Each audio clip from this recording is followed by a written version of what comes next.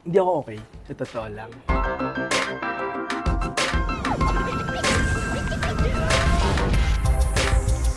Okay, thank you. Last, ang ating favorite color ay orange. O-R-A-N-G-E. Pipiliin natin si Naya. N-A-Y-A. Si Melina na yung pipiliin natin. How are you? Hindi pwedeng okay lang. Hindi ako okay, sa totoo lang.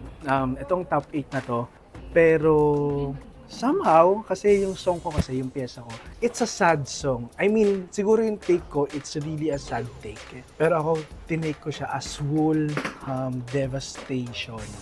So, imagine niyo yung level. And sobrang thankful ako kay God kasi parang yung mga nangyayari sa buhay ko ngayon is very aligned doon sa song ko.